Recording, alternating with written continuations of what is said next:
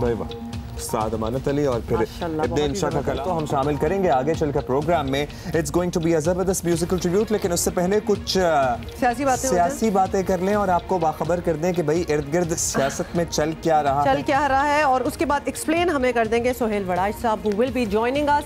सबसे पहले तो आपको बताएं कि तहरीक इंसाफ की हुकूमत ऑपोजिशन की सारी क़यादत को ख़ानदान समेत जेल भेजने की तैयारी कर रही है। नतीजा सियासी अदम इस्तेहकाम ही होगा। वज़ीर इत्तलात पंजाब फयाजुल हसन चौहान का कहना है कि पाकिस्तान का लूटा हुआ पैसा ज़रूर वापस आएगा। नवाज शरीफ, आसिफ जरदारी, मौलाना फजल रहमान, असफंद यार वली, महमूद खान अचकजई समेत सबका नंबर आने वाला है। इंशाअल्लाह कौमी दौलत बरामद होगी सबसे, नवाज शरीफ साहब से भी, जरदारी साहब से भी। उसके बाद अभी बारी आनी है सारों की, जना मौलाना फजल रहमान साहब की भी, असफंद यार वली साहब की भी, महमूद खान अचकजई साहब की भी। हुकूमती वज़रा की जानिब से इस तरह की पेशगोइयाँ आम हैं। बज़ाहिर ये अपने वोटर्स को खुश करने की कोशिश लगती है। सबसे ऊपर शेख रशीद का नंबर है, जो झाड़ू फिरने की बातें कई बार कर चुके हैं। मैं 30 मार्च से पहले कहता हूँ झाड़ू फिरने वाला थोड़ा सा झाड़ू बंदा है, ऐसी थोड़ी सी फनकार मारी है, जैसे पीर नहीं मारते, तिश तिश करके किया है। बाकी ये जाएंगे 30 मार्च से पहले, बाकी चोर भी अंदर। और दूसरी जानिब मुस्लिम लीग नून और पीपल्स पार्टी के बाद मौलाना फजल रहमान ने भी नैब को निशाना बनाते हुए कहा है कि 18वीं तरमीम के वक्त हमने कहा था नैब कवानीन को निकाला जाए, नैब के जरिए सियासी इंतकाम का निशाना बनाया जा रहा है। ये सियासी मुकदमे नहीं है, ये मुशर्रफ के ज़माने में हमने नहीं देखे, ये नेब हमने उस वक्त नहीं देखा, ये नेब का किरदार हमने उस वक्त नहीं देखा। सियासी इंतकाम के लिए बनाया हुआ एक इदारा। हुकूमत की जानिब से अपोजिशन के जेल जाने की पेशगोइयाँ नई तो नहीं, लेकिन अब जिन लोगों का नाम लिया जा रहा है उनके खिलाफ ना तो कोई मुकदमा है ना ही कोई इल्ज़ाम। फिर किस तरह इन सारे सियासतदानों को खानदान समेत जेल भेजा जा सकता है? सवालात तो अहम हैं। सारी गुफ्तगू में शेख रशीद साहब का जो तबसरा था वो बड़ा इंटरेस्टिंग था। झाड़ू की फुनकार क्या होती है? मुझे नहीं पता, लेकिन मुझे झाड़ू की फुनकार क्या होती है? फुआर तो मुझे पता है कि वो होता है। कह रहे थे वो झाड़ू जो करते हैं ना, जब तैयार करते हैं झाड़ू, हाँ, इकट्ठा करते हैं, हाँ, चन करते हैं और वो फिर शायद दीवार पे भी मारते हैं, तो may be he is naming that. बड़ी मतलब तशरीह की वो रिक्वायरमेंट हो जाती है कभी कभार इन लोगों के स्टेटमेंट से। बट एनीवे सीनियर तजियाकार सोहेल वड़ाइच साहब हमारे साथ हैं, उनसे पता करते हैं कि एक्चुअली हो क्या रहा है। वड़ाइच साहब, पंजाब हुकूमत के तर्जुमान कहते हैं कि पूरे नाम लेके नवाज शरीफ, जरदारी, फजल रहमान, असफंद यार वली, इन सब का नंबर आने वाला है। ये खानदानों समेत जेल में होंगे, ये उनका कहना है। तहरीक इंसाफ के रहनुमाओं की इस तरह की इतलात जो है वो आम तौर पर ठीक ही निकलती हैं। आपको लगता है कि ये सब हो जाएगा? नहीं, मेरा नहीं ख्याल कि पंजाब हुकूमत के तर्जुमान की ये बात दुरुस्त होगी। असफंद यार वली, मौलाना फजलुर रहमान और ये जितने नाम अभी आपने लिए हैं, इनमें से अक्सर के ख़िलाफ़ तो ना कोई रेफरेंस है ना इनके ख़िलाफ़ कोई केस है, तो किस तरह से ये सारे जो हैं वो जेलों में चले जाएंगे? मेरा ख्याल है कि तहरीक इंसाफ को अब सबको जेल में भेजने की पॉलिसी जो है इस पर नज़रसानी करनी चाहिए और कुछ अपनी परफॉर्मेंस पर और कुछ लोगों को डिलीवर करने पर तवज्जो, यही बेहतर रास्ता हो। चलें फॉर इंस्टेंस, लेकिन रेफरेंस बनते हुए वड़ाइच साहब कौन सा देर लगती है? आप क्या समझते हैं अगर पूरी अपोजिशन की क़यादत जेल में चली जाती है तो आप क्या कहेंगे? अपोजिशन के बगैर हुकूमत ज़्यादा बेहतर अंदाज में चलेगी या उल्टा अल्टीमेटली नुकसान इन्हें ही होगा? देखिए, कहने को तो यही होता है कि अगर अपोजिशन जेलों में चली जाएगी तो हुकूमत का फ़ायदा होता है, फ्री हैंड मिल जाता है। दूसरा, वो मॉरली कह सकते हैं कि जी करप्शन में सब इन्वॉल्व थे, सिर्फ हम नहीं थे, तो इसलिए वो सबको जेल जाना पड़ा। लेकिन एक इसका बहुत बड़ा नुकसान भी होता है हुकूमत को, और वो ये होता है कि फिर आप ये नहीं कह सकते कि माजी के हुक्मरानों ने ये किया था की थी, फिर आपको परफॉर्म करता पड़ता है। जब आप वाहिद पार्टी रह जाते हैं, जब सिर्फ वाहिद लीडर रह जाता है, तो फिर उस पर दबाव बढ़ जाता है। और हमने देखा है, दो मिसालें मेरे सामने हैं। एक, जब मियाँ नवाज शरीफ ने मोहतरमा बेनज़ीर भुट्टो को नहल करवा दिया था, तो उसके बाद नवाज शरीफ पर परफॉर्म करने का दबाव बढ़ गया था और वो 1 साल भी हुकूमत नहीं चला सके थे। जनरल मुशर्रफ ने मार्शल लगा दिया था। और फिर हमें ये भी पता है कि जब जनरल मुशर्रफ ने अपनी सारी अपोजिशन को ख़त्म कर दिया था, तो खुद सिस्टम के अंदर से ही अपोजिशन जो है वो आ गई थी। तो ये मेरा ख्याल है कि मुनासिब नहीं होगा कि इमरान खान सिस्टम के अंदर से अपोजिशन पैदा कर लें, इसकी बजाय जो अपोजिशन पहले से मौजूद है उसी को ज़िंदा रहने दें, इसी में उनका फ़ायदा। अच्छा वड़ाई साहब, ये भी बताइएगा कि तहरीक इंसाफ रहनुमाओं की बातें और उनकी धमकियां पूरी यानी तमाम अपोजिशन के जमातों के लिए हैं, एक सी हैं बिल्कुल, तो इस तरह तो अपोजिशन एक फोरम पर आने के लिए मजबूर नहीं हो जाएगी? दुरुस्त है कि उनकी धमकियां जो हैं वो अल्टीमेटली अपोजिशन को इकट्ठा कर देंगी, लेकिन अभी अपोजिशन जो है वो बटी हुई है और दोनों अपनी जगह खौफज़दा हैं। नून को ये खौफ है कि पीपल्स पार्टी कहीं डील ना कर ले एस्टेब्लिशमेंट से, और दूसरी तरफ पीपल्स पार्टी को ख़तरा है कि जो है वो नून को ख़तरा है कि जरदारी साहब ना डील कर लें। तो दोनों अभी तक एक दूसरे पर एतबार करने को बिल्कुल तैयार नहीं हैं। लेकिन अगर ये सिलसिला चलता रहा तो माजी में भी नून लीग और पीपल्स पार्टी इकट्ठी हुई थी और सारी अपोजिशन इकट्ठी हुई थी, तो अब भी अगर पीटीआई ने अपनी पॉलिसी तब्दील ना की और अपोजिशन को इसी तरह दबाते रहे तो मेरा ख्याल है कि 6 जो इत्तेहाद है अपोजिशन का वो बन जाएगा। अच्छा लास्टली वड़ाइद साहब ये बताइएगा कि तहरीक इंसाफ के रहनुमाओं की बातें सुने तो लगता यही है कि वो अपोजिशन को देखना ही नहीं चाहते हैं, या रवैया ऐसा महसूस होता है इलेक्शन कमीशन ना सही या इलेक्शन ना सही अदालती फोरम्स वगैरह का सहारा लेकर इनको मंजरनामे से हटाने की कोशिश में जुटे रहते हैं। क्या ख्याल है आपका, क्या तज्जिया है? ये मिजाज अगर है तो ऐसा मिजाज क्यों है? देखिए वो हमारे यहाँ है ना गलियाँ हो जन सुनियाँ विच मिर्ज़ा यार फिरे, तो ये तो यहाँ ख्वाहिश होती है हर साहिब इक़्तिदार की कि बस मैं बिला शिरकत गैर इक़्तिदार का मालिक बन जाऊँ और उसको दूसरे सब करप्ट नाहल नाकाम और विदाउट विजन लगते हैं। तो लेकिन अच्छा हुक्मरान वो होगा, विजनरी हुक्मरान वो होगा जो अपोजिशन को भी साथ लेके चले। तो अपोजिशन जो है उसने भी आधी कौम के वोट लिए होते हैं। आप आधी कौम के नुमाइंदों को जेलों में बंद करके तो आधी कौम के साथ हुकूमत नहीं चला सकते। अब वज़ीर आज़म को और हुकूमत को ये समझना होता है कि वो 100% अवाम के वज़ीर आज़म हैं और उन्होंने वो 50% जिन्होंने उन्हें वोट नहीं दिए अपोजिशन को वोट दिए हैं उनको भी साथ लेकर चलना होता है। ये वज़ीर आज़म की ज़िम्मेदारी होती है और कामयाब वज़ीर आज़म वो है जो 100 का ख्याल रखे। बहुत शुक्रिया वड़ाइद साहब, होपफुली ये बात समझ में आ जाए तो क्या ही अच्छा है। देखिए यही तो मुश्किल है कि एक्चुअली दिस इज़ नॉट इस हुकूमत की बात नहीं हो रही है। एक्चुअली जब भी जो भी हुकूमत आती है तो थोड़े अरसे के लिए वो कॉन्फ्रंटेशनल रहती है, एंड ऑब्वियसली बिकॉज उनके वो अपने वोटर्स के लिए काम करना चाहती है, and then there are others. But I guess this is high time for this particular हुकूमत कि अब दूसरों के पीछे भागना छोड़ा जाए, वो इदारों पर छोड़ दिया जाए वो क्या करते हैं क्या नहीं करते, और ख़ुद जो इनके नुमाइंदे और स्पोक्स पर्सन हैं ये अपनी परफॉर्मेंस की बात करना शुरू करें। इन्होंने जो अब तक किया है उसकी बात करना शुरू करें, बजाय इसके कि उसने ये किया था और उसने ये किया था और वो लुटेरा है वो डाकू है। We have had it. अच्छा जी, लेट अस मूव ऑन। और कल से आपको बड़ी एक्साइटमेंट की लहर है जो कि इनके फैंस हैं उनके लिए। दुनियाए फुटबॉल के जगमगाते सितारे ब्राज़ील के वर्ल्ड चैंपियन फुटबॉलर रिकार्डो काका और पोर्चुगल के साबिक कैप्टन लुई फीगो पाकिस्तान पहुंच गए हैं। आप मिले? नहीं, इतने लोग मिले हैं। कराची में फैंस से मुलाकात की उन्होंने और ऐलान किया कि अप्रैल में 10 लेजेंड्स के साथ एक बार फिर वो पाकिस्तान आएंगे। तो हमने ये फैसला किया है कि हम दोनों अप्रैल में मिलेंगे इन लोगों से। हाँ, मतलब आ ही रहे हैं दोबारा, अभी तो बिजी हैं, वी नो दैट, तो हम उनको तंग नहीं कर रहे। So we'll meet them in April. Abdullah हमने कह दिया करना पड़ेगा। हाँ कर लेंगे।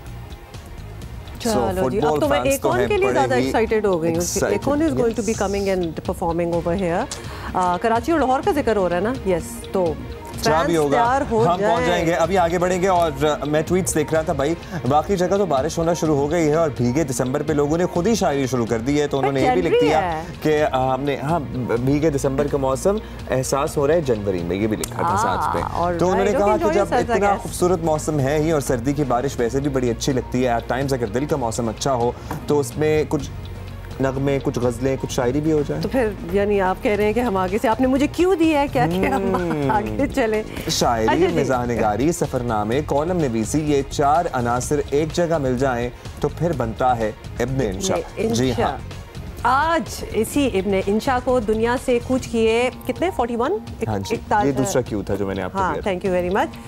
तो 41 इयर्स बीत गए हैं और इब्ने इंशा का असल नाम आपको बता दें शेर मोहम्मद खान था। We can not get over the weather, तो हम छोड़ दें कराची, बाकी जो मुल्क में मौसम हुआ है क्योंकि हमें इतनी ज़्यादा ट्वीट्स आ रही हैं आप लोगों की, कहीं बारिश हो रही है, कहीं बर्फ़ पड़ रही है, so it is quite amazing. और हमने ये सोचा है अभी हम जरा जाके देखेंगे। और मरी से पता लगा कि मरी में कल आधी रात में बर्फबारी शुरू हो गई और सयाह जो थे, जितने भी टूरिस्ट थे, वो अपने होटलों से बाहर निकल आए। आधी रात की हम बात कर रहे हैं और उन्होंने वो बर्फबारी एक्सपीरियंस की। तो इसी तरह मरी में भी बर्फबारी हुई है। मुल्क के बालाई इलाके शदीद सर्दी की लपेट में हैं ही और बर्फ भी पड़ रही है। तो अपडेट करते हैं। सबसे पहले लिए चलते हैं आपको अस्तोर, जहां कौन मौजूद है? रफीउल्लाह हमें ज्वाइन कर रहे हैं, वहां से गिलगित बल्तिस्तान में है अस्तोर। रफीउल्लाह बताइएगा क्या मौसम है और क्या हो रहा है वहाँ? जी, जिला अस्तोर में एक रोज़ मौसम साफ रहने के बाद गुज़िश्ता रात से शदीद बर्फबारी का सिलसिला एक मरतबा फिर से शुरू हो चुका है, जिसकी वजह से निज़ाम ज़िंदगी मफलूज होकर रह गई है। इस वक्त ज़िली हेडक्वार्टर में 1 फीट से ज़्यादा बर्फबारी हो चुकी है, जबकि अस्तोर के जो बलाई इलाके हैं वहाँ 3 फीट से ज़्यादा बर्फबारी हो चुकी है। वहाँ पर लकड़ी की जो किल्लत है वो एक अरसे से जारी है, जिसकी वजह से वहाँ पर लोग जो है वो पुराने फटे कपड़े और जूते जला के वहाँ पे जिंदा रहने की कोशिश कर रहे हैं। सरकारी इदारों के अंदर भी तातीलात जैसा समा है। Thank you Rafiullah. अच्छा एक बात है, हम यहाँ बैठे हुए स्टूडियो में हम बड़ा एडमायर कर रहे हैं, बड़ा अच्छा मौसम एंजॉय कर रहे हैं। बहुत हालात खराब होते हैं इस मौसम में और 3 फुट अगर बर्फ पड़ जाए तो आप देखिए कि ना आप कहीं आ सकते हैं ना कहीं जा सकते हैं। निज़ाम ज़िंदगी दरअसल मफलूज हो जाता है। अच्छा जरा हुंजा के भी विजुअल्स चलाएं ताकि हम जरा आप लोगों को ये भी बता सकें कि हुंजा इट लुक्स स्टनिंग, खूबसूरत, मतलब लगता है बिल्कुल पिक्चर परफेक्ट है। बट अब्दुल्ला वही बात होगी कि यहाँ बैठे हुए तस्वीर देखते हुए हमें बड़ा ही अमेजिंग लगता है कि हम आ जाएं, लेकिन दरअसल वहाँ रहना, वहाँ होना इट्स चैलेंजिंग। हाँ, I would say it's challenging क्योंकि ऑब्वियसली वहाँ जो लोग हमेशा से रह रहे हैं तो वो तो मैनेज कर ही लेते होंगे इसको विद सम डिफिकल्टी। और आपको पता है कि यहाँ तो हम पता है ना कि जो लोग वहाँ रहते हैं they enjoy summers instead of winters. बिल्कुल, लेकिन मैं आई वाज जस्ट थिंकिंग कि अभी देखिए लाहौर, इस्लामाबाद, कराची हम लोग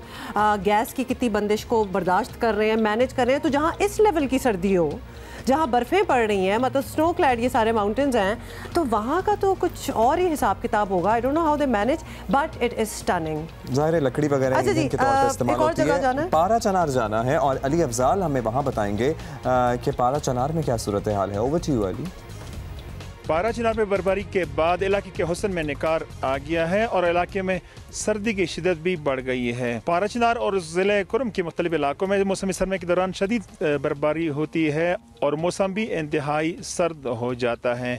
इलाके के लोग अपने घरों और कमरों को गर्म रखने के लिए खुसूसी अंगीठियों का इस्तेमाल करते हैं और उसमें खुश्क लकड़ी जलाकर अपने घरों को गर्म करते हैं। पारा चनार में खुश्क लकड़ियों के नरख में भी इजाफा हुआ है, जिससे गरीब लोगों को परेशानी का सामना है। इलाके के लोग मुतालबा कर रहे हैं कि मुल्क के दीगर इलाकों की तरह पारा चनार को भी गैस की सहूलत दी जाए ताकि लोगों के मुश्किलात में कमी आ सके।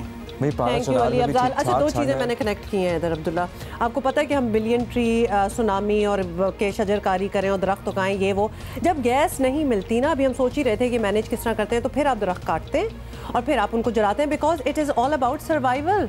गैस दें ताकि इस किस्म की जो हमारी नेचुरल हैबिटेट्स हैं उनको प्रोटेक्ट कर सकें, वरना गैस भी कोई चारा नहीं है ना। बहुत इंपॉर्टेंट नेचुरल रिसोर्स है। इस तरह आग जला जला के तो गैस को भी फुकाया नहीं जा सकता। मेरा ख्याल है कि बट अब्दुल्ला इतनी बर्फ में there has to be a source. तो मेरा ख्याल था कि लकड़ियां ही सोर्स है सदियों से और आप देख लें तो ये खत्म हो रही है ना। हाँ खत्म हो रही है, लेकिन साथ साथ उगाएं भी ना, साथ साथ उगती जाएंगी तो फिर वो कमी महसूस नहीं होगी। हाँ आई नो, मतलब ये बड़ा एक विशियस सर्कल है। मतलब ये जो चीज़ें प्रोवाइड नहीं की जाएंगी, लोग इक्विप्ड नहीं होंगे सर्दी से डील करने के लिए, फिर आपकी और चीज़ें नेचुरल रिसोर्सेज जो हैं उस चीज़ों में यूज़ होंगे और फिर वो कम होंगे। मतलब लकड़ी पूरी दुनिया में कंस्ट्रक्शन के लिए भी यूज होती है, जाहिर है ईंधन के लिए भी यूज होती है। फिर वो पूरी वो लकड़ी फार्मिंग होती है, फिर वो उधर उगाई जाती है only to be used and then उसको दोबारा से और ज़्यादा ग्रो होती रहती है।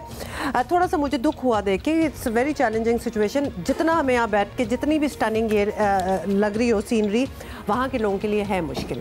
अच्छा जी, अभी आगे बढ़ेंगे और ज़रा हॉलीवुड से आपको अपडेट देंगे। ऑस्कर्स यानी एकेडमी अवार्ड्स से कौन वाकिफ़ नहीं है, किसी भी स्टार के लिए जाहिर है ऑस्कर्स की मेज़बानी करना बहुत फ़ख्र की बात होती है। जिमी किमल ने की थी पिछली दफ़ा।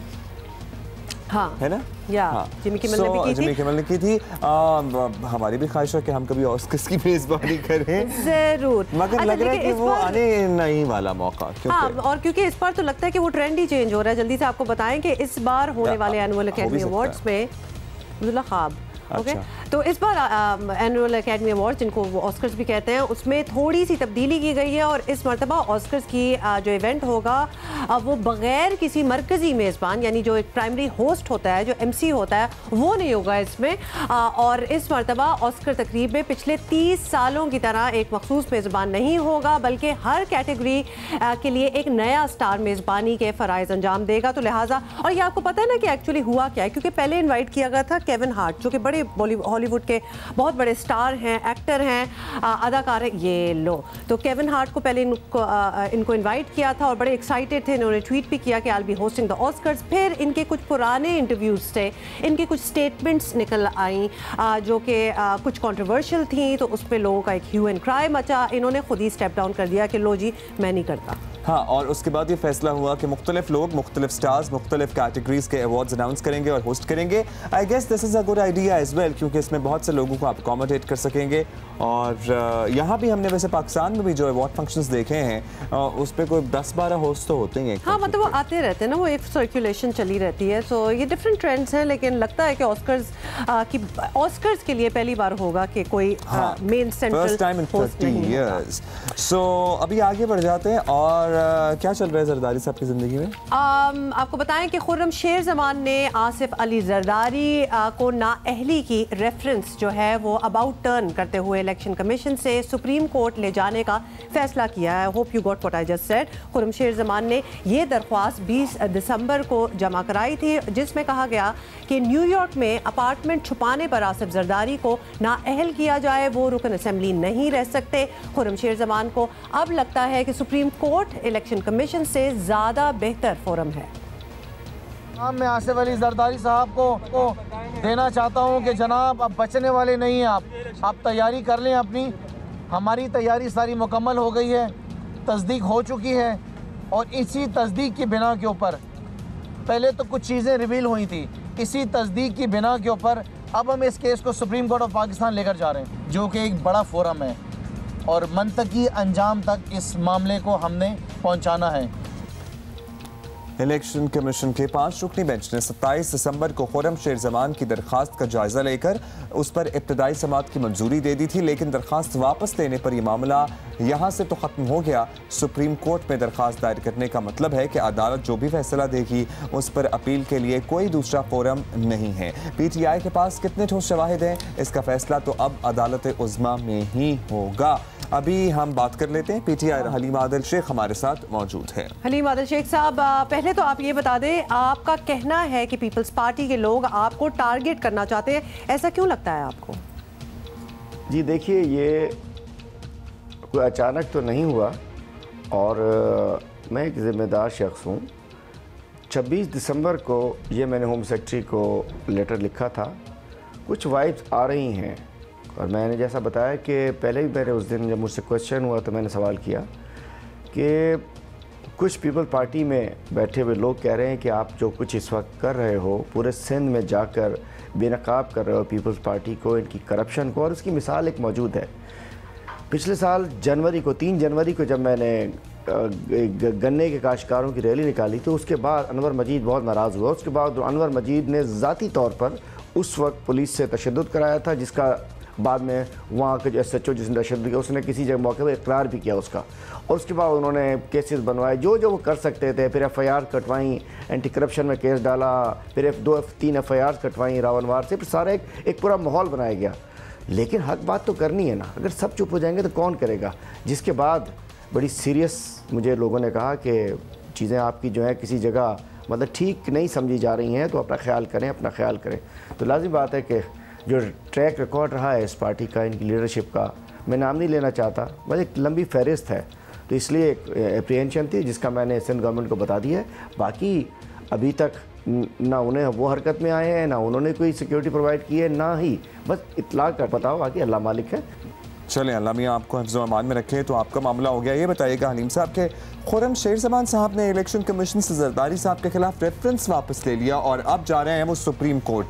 इसकी वजह है आपके इल्म में क्या है? देखिए, चूँकि कुछ ऐसी तफसीलात आ गई हैं जो अटेस्टेड हैं, जो बड़ी वाज़ेह प्रूफ्स हैं, जिसमें से लगता है कि अब बच निकलना मुश्किल होगा, तो वो टेक्निकल टीम ने बताया कि इसका जो सही फोरम है, चूँकि वो इलेक्शन पिटीशन के टाइम निकल चुके हैं, इलेक्शन कमीशन में जो इलेक्शन के बाद जो पिटीशन होनी चाहिए थी वो निकल चुके हैं, तो उन्होंने कहा कि इतने बड़े इल्ज़ामात हैं, इसका फोरम भी इतना बड़ा कोर्ट ही होना चाहिए। तो मैं समझता हूँ कि सुप्रीम कोर्ट में खुर्रम शेर ज़मान के जो पिटीशन है वो हमारे वकला ने मशवरा दिया है, इंशाल्लाह मज़ीद मजबूत तरीके से, मज़ीद उनसे क्या कहना चाहिए कि शहादतों के साथ, मज़ीद प्रूफ्स के साथ हम जाएंगे सुप्रीम कोर्ट में। और मैं नहीं समझता कि जरदारी साहब की अपील जो है, चूँकि बड़े वाज़े हो चुका है, JIT बता चुकी है, जो डिक्लेयर ना करें और आ जाए तो वो तो 62 या 63 में आ जाता है। तो हमने तो तैयारी भी शुरू कर दी है, नवाब शाह में अपना कैंडिडेट भी ढूंढना शुरू कर दिया है। इंशाल्लाह नवाब शाह की सीट दवा जीतेंगे। अच्छा हलीम आदिल साहब, बड़ा अच्छा आपने एक्सप्लेन कर दिया, लेकिन किसी की नाअहली वगैरह के लिए बाकायदा forum of course election commission ही है, तो क्या वहाँ से रेफरेंस वापस लेने का मतलब इस इदारे पर अदम एतमाद नहीं? नहीं, इलेक्शन कमीशन पे एतमाद का इशू ऐसा ख़ास नहीं है। वैसे तो इलेक्शन कमीशन ये पुराना वाला ही है, इन्हीं का जो इस वक्त जो मिले हुए हैं नून और PP, उनका ही इलेक्शन कमीशन है, लेकिन इशू नहीं है। उनका टाइम बार्ड हो चुका है। मैं समझता हूँ कि वो किसी इदारे पे एतमाद या ना गैर एतमादी का इशू नहीं था, लेकिन हमने बेहतर समझा, हम बेहतर रिज़ल्ट चाहिए, और जब बंदा को बेहतर रिज़ल्ट के लिए देखा कि कौन सा फोरम ठीक रहेगा, हमें पहले से ज़्यादा मजबूत शवाहिद हाथ आ गए, इसलिए हम समझ सकते हैं कि सुप्रीम कोर्ट एक अच्छा फोरम है और इसमें किसी इदारे की एतमाद या बदएतमादी का इशू नहीं है, वो राइट फोरम है। और अक्सर ये होता है कि जो पता चल जाता है कि इलेक्शन कमीशन शायद इसको ना सुने, तो वकला मशवरा देते हैं कि इसको अखबार वापस ले लें, वो मेरा ख्याल है जो है हम जा रहे हैं सुप्रीम कोर्ट। चलें, बहुत शुक्रिया आपका हलीम आदिल शेख हमारे साथ मौजूद थे। और अभी हम ज़रा जल्दी से आगे बढ़ जाते हैं क्योंकि हमारे पास बहुत कुछ है आपको बताने के लिए। वो जो दुनिया की बड़ी अजीब बात कर दी थी, जो आपने कहा था दुनिया की महंगी तरीन तलाक। भाई दुनिया की महंगी मछली हमने आपको पिछले दिनों दिखाई थी, महंगी तरीन सबसे महंगा हीरा भी हम आपको दिखा चुके हैं, महंगे फोन्स वगैरह के बारे में भी आपको बताते रहते हैं, कौन से महंगे गैजेट्स हैं। लेकिन अब एक अलग मौजू है जिस पे हम बात करना चाहते हैं और दुनिया की सबसे महंगी तलाक को हम ज़ेरे बहस लाएंगे। कौन ला रहे हैं? हाँ हम ला रहे हैं। किसकी हो रही है? टेक्नोलॉजी कंपनी अमेज़न के मालिक और दुनिया के अमीर तरीन शख्स जेफ बेज़ोस ओके, और उनकी अहलिया ने शादी के उन्होंने शादी के 25 साल बाद अलहदगी का फैसला कर लिया है और इस जोड़े के दरमियान होने वाली तलाक दुनिया की सबसे महंगी तलाक साबित हो सकती है, अभी हुई नहीं है। और इस वक्त जेफ बेज़ोस 137 अरब डॉलर्स, इस पे ज़रा पॉज दिया जाए, दोबारा से कहूँ 137 अरब डॉलर्स के असासों के साथ दुनिया के अमीर तरीन शख्स हैं। तलाक की सूरत में जेफ बेज़ोस को 137 अरब डॉलर्स में से 50% यानी आधा, यानी 68.5 अरब डॉलर्स मैकेंजी को देना पड़ेगा। Oh my God. और तलाक के बाद क्या होगा? तलाक के बाद मैकेंजी दुनिया की अमीर तरीन खातून बन जाएंगी। लेकिन क्यों तलाक दे रहे हैं? I guess he is in love with another woman. He is obviously 25 साल हो गए हैं, जो भी इन लोगों का सिचुएशन होगी, दे कांट पुल अलोंग, उसमें तो खैर कोई बुराई नहीं है, if they can not pull along तो तलाक कर लें, लेकिन a lot of money is involve. We are sitting here in Pakistan talking about it, मतलब दुनिया की बड़ी नजर है इस तलाक पे। अच्छा जी, ब्रेक ले लेते हैं, ब्रेक के बाद दोबारा मिलते हैं। जब मैं बोलना स्टार्ट हूँ ना आप ब्रेक ले लें, मतलब। Welcome back, good morning once again. और कहते हैं कि जो मुश्किल हालात होते हैं वो लोगों को एक दूसरे के करीब ले आते हैं। वैसे तो कौमों के मामले में हमने देखा है जब किसी कौम पे कोई मुसीबत पड़ती है तो वो इकट्ठी हो जाती है, लेकिन ऑपोजिशन के मामले में भी कुछ ऐसा ही होता है। अच्छा बता, हम आपको ये रहे हैं, हासिल बिजंजो ऑपोजिशन का महाज बनाने के लिए सरगर्म है। वजह यह है कि ऑपोजिशन मुश्किल दौर से गुजर रही है। शरीफ बरादरान जेल में हैं। जाली अकाउंट्स केस ने पीपल्स पार्टी की क़यादत को नई मुश्किल में डाल रखा है। ऑपोजिशन इकट्ठी हो जाए तो यकीनन मुश्किलात कम हो सकती हैं। नेशनल पार्टी के सरबराह हासिल बजिंजो ने इसी सिलसिले में साबिक सदर आसिफ जरदारी से मुलाकात की। दूसरी जानिब आपको ये भी बता दें कि पीपल्स पार्टी के रहनुमा मखतूम अहमद महमूद कोट लखपत जेल में नवाज शरीफ से मिले। समझता हूँ ये गैर कानूनी चीज़ है, ये गैर अखलाकी चीज़ है और फौरी तौर पे इस इशू के ऊपर भी GIT कॉन्स्टिट्यूट होनी चाहिए ताकि ये फॉरेन फंडिंग का मसला भी रिजॉल्व हो, ये जाली अकाउंट जो कि पाकिस्तान तहरीक इंसाफ से नत्थी हैं वो भी इन्वॉल्व हो। और इनको इसलिए मुस्ताफ़ी होना चाहिए क्योंकि मैं समझता हूँ कि जो इदारे इन्वेस्टिगेट कर रहे हैं या जो इदारे इसको रिपोर्ट को सबमिट कर रहे हैं वो वफाकी इदारे हैं और वफाकी हुकूमत इस वक्त पाकिस्तान तहरीक इंसाफ की है। लेकिन इसी तरह की एक से ज़ायद कोशिशें मौलाना फजलुर रहमान कर चुके हैं, लेकिन नतीजा नाकामी की सूरत में निकला। जरदारी साहब यहाँ तशरीफ लाए थे, मैं APC की बात कर सकूँ कोई बात नहीं हुई, या मैं कोई मुश्तरका जलसों की बात कर सकूँ तो ऐसी कोई गुफ्तगू नहीं हुई। ग्रैंड अपोजिशन के बगैर कोई रास्ता नहीं है इस इख्तिलाफ की जमातों के पास। और हम तो मुस्लिम लीग नून के मुंतज़र हैं, लेकिन अभी तक उनकी तरफ से कोई पेशरफ्त नज़र नहीं आ रही, लेकिन करनी पड़ेगी। क्या हमने उस वक्त इकट्ठा होना है जब हम सब जेलों में चले जाएंगे? ऑपोजिशन को मुत्तहद करने के लिए लगता है कि अब संजीदा कोशिश हो रही है और एक से ज़ायद रहनुमा मैदान में है। अब तक तो किसी को कामयाबी ना मिली, देखते हैं इस बार क्या होता है। और इसी पे हम ज़रा मज़ीद बात करेंगे, समझेंगे। पीपल्स पार्टी रहनुमा चौधरी मंजूर टेलीफोन लाइन पे हमारे साथ है। बहुत बहुत शुक्रिया हमें ज्वाइन करने का। सबसे पहला सवाल तो आपसे यही पूछेंगे कि मौलाना फजलुर रहमान के बाद हासिल बजिंजो भी ग्रैंड ऑपोजिशन अलायंस बनाने की कोशिश कर रहे हैं। PP क़यादत से मुलाकात भी उन्होंने की है। आपकी नज़र में अब वक्त आ नहीं गया कि मुश्तरका ऑपोजिशन महाज का ऑप्शन खोल लिया जाए? देखिए, ये हमने कभी ये नहीं कहा कि ये नहीं खुलेगा, लेकिन ये केस टू केस होगा, इशू टू इशू होगा। हम इस वक्त शायद इस किस्म का फौरी तौर पर कोई इत्तेहाद पॉसिबल ना हो, उसको रूल आउट तो नहीं किया जा सकता, लेकिन उसके बावजूद जो है वो इशू टू इशू चलेगा। इशू जो भी आएगा उस पर देखेंगे इस इशू पे हमारी क्या पोजीशन है, किसी दूसरे की क्या पोजीशन है। अच्छा, इशू टू इशू आप चलने की बात कर रहे हैं, लेकिन जब ज़ाहिर है मुश्किल वक्त आएगा तो ऐसा लगता है कि उस वक्त सारे इकट्ठे हो जाएंगे। ये बता दीजिएगा मंजूर साहब के मौलाना फजलुर रहमान खासा अरसा कोशिश करते रहे हैं जरदारी साहब को मनाने की मुश्तरका अपोजिशन के लिए। क्या पीपल्स पार्टी की लीडरशिप में अब कहीं एहसास है कि उस वक्त उनकी बात मान ली जाती तो बेहतर था, या उनकी बात ना मानकर गलती की है? नहीं, ये नहीं है, गलती नहीं होती, टाइमिंग होती है। हर इशू का एक टाइम होता है, उसी टाइम पे उसमें राइट अप होना होता है। चीजें फिर प्रोसेस में बनती है, आप इस तरह से कोई जबरदस्ती चीजों को नहीं बना सकते थे।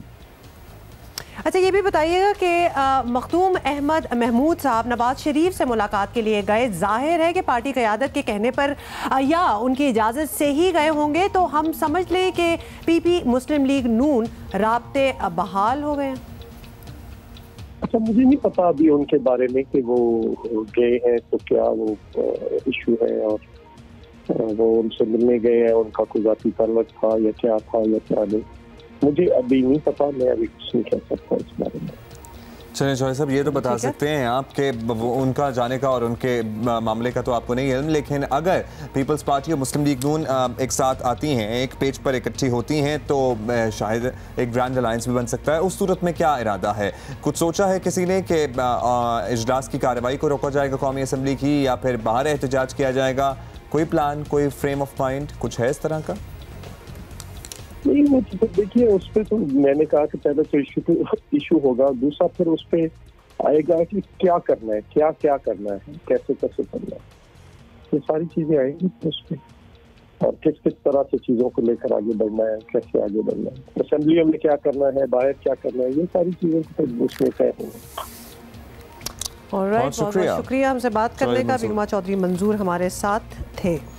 अच्छा, मलाला यूसुफजई की हम बात बता दें आपको कि मलाला यूसुफजई ने अपनी नई किताब वी आर डिस्प्लेस्ड में दुनिया भर की पनाह गुज़ीन लड़कियों की कहानियां लिखी हैं और बड़ी ज़बरदस्त बात है, बड़ी तारीफें हो रही हैं। बिल गेट्स ने इनको ट्वीट किया है और तारीफ की है और सोशल मीडिया पे तो हमें नजर आ ही रहा है। लेकिन दूसरी तरफ आपको ये भी बता दें कि मलाला की अपनी जिंदगी पर बनने वाली बॉलीवुड फिल्म गुल मकाई भी मुकम्मल हो चुकी है। सोचिए कितनी जल्दी, अभी तो अनाउंस हुआ था कि बन रही है, बन भी गई। बस मुझे अब तक ये दुख है कि मलाला की अपनी जिंदगी पर अगर कहीं फिल्म बननी चाहिए थी तो वो पाकिस्तान में बननी चाहिए थी। ठीक है, बॉलीवुड बना रहा है, अच्छी बात है, लेकिन यू नो उनकी एंगलिंग से मुझे जरा डर लगता है कि किस तरह एंगल किया होगा। हैविंग सेड दैट, अगर कितना ही हम लोगों को डर लग रहा होता है एंगलिंग का तो हम खुद एंगलिंग देके बना लेते हैं, but we are very far away from that. अभी तो हमारा कंसेंसस ही नहीं है। आई एम सॉरी बट मुल्क में कि वेदर वी लाइक हर और नॉट लाइक हर ये चल रहा है। अच्छा जी, फिल्म की पहली स्क्रीनिंग जो है वो यूनाइटेड नेशंस की जानिब से 25 जनवरी को लंदन में होगी, जिसमें दुनिया भर की अहम शख्सियात शरीक होंगी। फिल्म के डायरेक्टर अमजद खान है, जबकि रीमा शेख मलाला का किरदार अदा कर रही हैं। और इसके अलावा फिल्म में कौन कौन है? ओम पुरी है। ओम पुरी की भी एक झलक नजर आएगी। जाहिर है वो अब इस दुनिया में नहीं है, लेकिन जब वो हयात थे तो उन्होंने इस फिल्म में अपना किरदार अदा किया। We are looking forward to watch this. Actually poster अच्छा है वैसे, it's very telling because we also know the story ना, hence। अच्छा आगे क्या? अच्छा जी, अभी आगे बढ़ेंगे और आपको एक अच्छी खबर देते हैं, ठीक है? ऑलराइट, यूरोपीय यूनियन की जानिब से पाकिस्तान को जदीद बॉम्ब डिस्पोजल रोबोट दिया गया है और रोबोट की मालियत कितनी है? 7 करोड़ पाकिस्तानी रुपए। और ये रोबोट रावलपिंडी सिविल डिफेंस का बॉम्ब डिस्पोजल यूनिट इस्तेमाल करेगा। और इसकी खास बात यह है कि पानी, धुआं, आग में भी ये काम कर सकता है। Very nice. और ये रिपोर्ट ये रोबोट जो है 300 किलोमीटर दूर किसी बॉम्ब या हैंड ग्रेनेड के बारे में मालूमात फराहम करने की सलाहियत रखता है। Long distance it is. 300 kilometre दूर अगर कोई बम या कोई भी चीज इस तरह की होगी, हैंड ग्रेनेड वगैरह भी होगा, तो ये उसको जांचने की डिटेक्ट करने की सलाहियत रखता है। ये रोबोट हर किस्म के आलात से लैस है और किसी भी बम को आसानी से ना सिर्फ डिटेक्ट कर सकता है बल्कि डिफ्यूज भी कर सकता है। वैसे कभी कभार आपको बॉम्ब डिस्पोजल्स जो होते हैं वो भी एक बॉम्ब ही लगते हैं। मतलब देखा था पूरा एक टैंक रोलर, मुझे तो उसी से डर लग जाए। टेकन केयर ऑफ और इसका सही इस्तेमाल हो और सही हाथों में हो। Alright, we are done with the first hour of Geo Pakistan और अभी हम ले रहे हैं news break, but we are right here. 1 घंटा भी रहता है, so in the next hour. Good morning.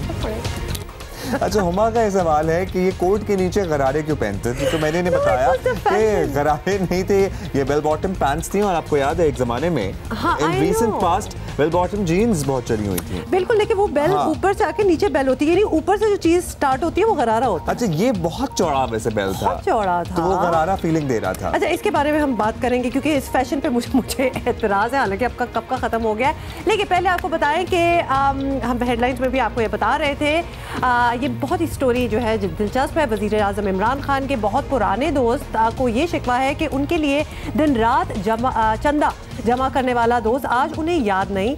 शायद पुरानी बात होगी, पता नहीं क्या वजूहात हैं, लेकिन हम सुन लेते हैं क्योंकि लंदन में जियो न्यूज़ के ब्यूरो चीफ मुर्तज़ा अली शाह ने उनसे बात की है और हमें ये बता रहे हैं। लंदन के black cab driver Mohammad Akram की इमरान खान से दोस्ती तकरीबन 35 साल पहले उस वक्त शुरू हुई जब इमरान खान को सिर्फ चंद लोग जानते थे और वो एसेक्स काउंटी क्लब के लिए क्रिकेट खेलते थे। मोहम्मद अकरम ने एक दिन इमरान खान को लॉर्ड्स क्रिकेट ग्राउंड से उनके केंसिंगटन वाले फ्लैट में छोड़ा और यूं उनकी दोस्ती की बुनियाद पड़ी। 1986 में लॉर्ड्स में इमरान प्रैक्टिस कर रहा था और उसके बाद BBC या किसी और लोकल चैनल को वो इंटरव्यू दे रहा था, तो मैं साथ में खड़ा था। तो वो उसका दोस्त कहता है मैं जा रहा हूँ, तो मैंने कहा मेरे पास टैक्सी है, मैं छोड़ देता हूँ तुझे। तो मैंने उसको उसके फ्लैट में केंसिंगटन में छोड़ा, हमने नंबर एक्सचेंज किए। कई सालों तक मोहम्मद अकरम की ये जिम्मेदारी रही कि वो इमरान खान को पाकिस्तान से लंदन आने पर एयरपोर्ट से उठाएं और मुख्तलिफ जगहों पर ले जाएं। मैं फ्लैट में छोड़ता था उनको और अगर रेस्टोरेंट में जाना हो तो बाद में रात को पिक कर लिया करता था। और ज़्यादातर उनके एक आध दोस्त है जो बहुत करीबी थे, जॉनथन अपना वो उनके साथ ही वो ज़्यादातर खाने के लिए रात को निकलते थे। मोहम्मद अकरम उस जमाने में इमरान खान की चैरिटीज के लिए घर घर जाकर चंदा उठाते थे जब इमरान खान के पास चंदा देने के लिए अमीर लोग नहीं थे।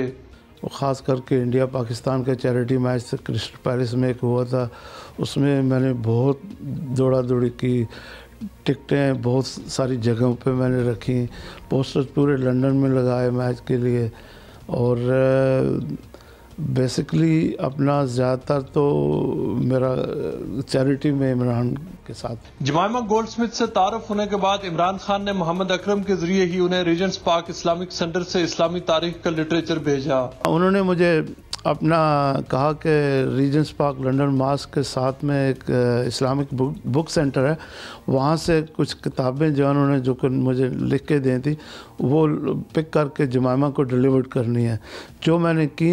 और उसके बाद माशाल्लाह जमाइमा ने उनका मुतालिया करके वो इस्लाम के अपना दायरे में हो गई थी। हालात बदले और तकरीबन 5 साल कबल मोहम्मद अकरम की ब्लैक कैब की जगह फ्लैशी लिमोजिन्स और अमीर दोस्तों ने ले ली, लेकिन मोहम्मद अकरम को किसी किस्म का गिला नहीं। क्योंकि बंदे को हालात से जो है ना कंप्रोमाइज़ करना चाहिए। तो जाहिर है कि मेरे वो इतनी उस जगह मैं नहीं पहुंच सकता, लेकिन मुझे अल्लाह का बड़ा फ़ख्र है कि मैंने इमरान के साथ जो किया दिल लगा के किया। इमरान खान की बतौर वज़ीर-ए-आज़म तकरीब हल्फ बर्दारी में उनके पिछले चंद सालों में बनने वाले दोस्त शरीक हुए और मोहम्मद अकरम को दावतनामा नहीं मिला, लेकिन वो खुश हैं कि उनका पुराना दोस्त अब पाकिस्तान का वज़ीर-ए-आज़म है। मुझे पता है कि इमरान अब उस जगह पहुंच गया, उसको हज़ारा किस्म की अपना और भी इनविटेशन उसने देनी होगी। और मुझे एक तो शौक ही नहीं था, दूसरा मैं नहीं चाहता था कि सिर्फ फ़ोटो के लिए अपने पे और थोड़ा कर्जा बढ़ा लूँ। तो मैं जिधर बेहतर हूँ अल्लाह ताला उसको और तरक्की दे, मैं अपनी जगह पे बहुत खुश हूँ। मोहम्मद अकरम अब 65 बरस के हो चुके हैं और रोज़ाना तकरीबन 8 घंटे काम करते हैं। कैमरामैन नसीर अहमद के साथ मुर्तज़ा अली शाह, जियो न्यूज़, लंदन। अच्छा, पहले मैं सोच रही थी आपने कहा कि हाँ ठीक है, आप कुछ लोगों को जिंदगी में पीछे छोड़कर आगे बढ़ जाते हैं, लेकिन ये रिश्ता बहुत लंबा रहा है, ये दोस्ती बहुत लंबी थी, बहुत से मौक़ों का इन्होंने तस्करा किया। लेकिन एट द सेम टाइम मुझे लगता है कि अब जब मिलेंगे ना इमरान खान साहब इनसे तो अच्छे से ही मिलेंगे, तो याद रहेगा। ऐसा नहीं है कि नहीं तुम मेरे दोस्त नहीं थे, ऐसा कुछ नहीं होने वाला। एट टाइम्स आपकी मसरूफियात चेंज हो जाती हैं, आपकी प्रायोरिटीज जिंदगी में बदल जाती हैं। End of the day let us like realize Khan sahab is the prime minister of this country. इतने बिजी आदमी हैं वो, he can not meet everybody, लेकिन आई एम श्योर दिल में उनकी डेफिनेटली अपने दोस्त के लिए, पुराने दोस्त के लिए रिस्पेक्ट इस बात मुझे है कि जब भी आप इस तरह किसी दोस्त से कता ताल्लुक हो जाए तो आपकी जिंदगी में कुछ ऐसा हो रहा था कि आपकी प्रायोरिटीज चेंज हो जाए, लेकिन जब आप दोबारा मिलते हैं तो दोबारा से वैसे ही मिलते हैं। ये तो अभी आगे बढ़ जाते हैं और हम आपको एक अहम खबर देना चाहते हैं। दुबई में महंगी तरीन जायदादों के बाद अब ये हुआ है कि इमरान खान की बहन अलीमा खान की अमेरिका में भी जायदाद निकल आई है। ऑपोजिशन पहले ही इमरान खान पर दबाव डाल रही थी, वजीर आजम के लिए मुश्किलात और बढ़ सकती हैं। अमरीकी प्रॉपर्टी रिकॉर्ड के मुताबिक अलीमा खान की है रियासत न्यू जर्सी में 3 फ्लैटों पर मुश्तमिल 4 मंजिला इमारत की मालिका हैं। ये इमारत 2004 में अमरीकी शहरियों प्रबुला, कैथन सूजन और एटल से खरीदी गई। दिलचस्प बात यह है कि लंदन फ्लैट की मालिक ऑफशोर कंपनी नियाजी सर्विसेज की ऑफिशियल दस्तावेजात में अलीमा खान को कंपनी की वाहिद डायरेक्टर दिखाया गया है, जबकि इमरान खान का कोई तस्करा ही नहीं है। अमारात में अपना फ्लैट जाहिर ना करने पर अलीमा खान को पहले ही सुप्रीम कोर्ट में मुकदमे का सामना है। यह खबर द न्यूज़ और डेली जंग के सीनियर सहाफ़ी अहमद नूरानी ने दी है। गुज़श्ता रात जियो न्यूज़ के प्रोग्राम आज शाज़िब खानज़ादा के साथ में भी अहमद नूरानी ने इस पर तफसीली बात की।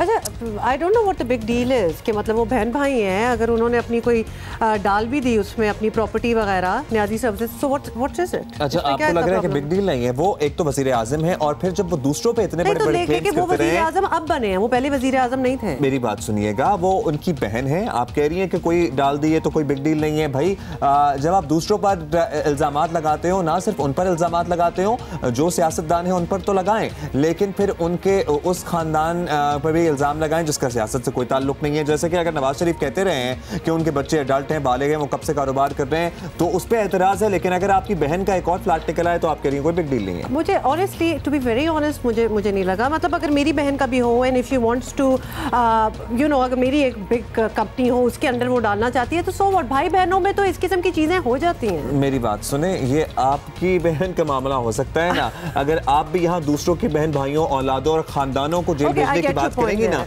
तो फिर आपकी बहन पे भी लोग आपसे सवाल करेंगे। ठीक है, okay, I do get your point कि हम एक्चुअली कुछ और लोग हैं जिनका जिक्र कर रहे हैं, these people are public figures, और एक एक बात जो है उनको डिक्लेयर करना होता है। Fine, I get your point. नहीं, एट द सेम टाइम आप नहीं करती ना कि तुम्हारा भाई तुम्हारी बहन ने क्या बनाया है, वो करते हैं।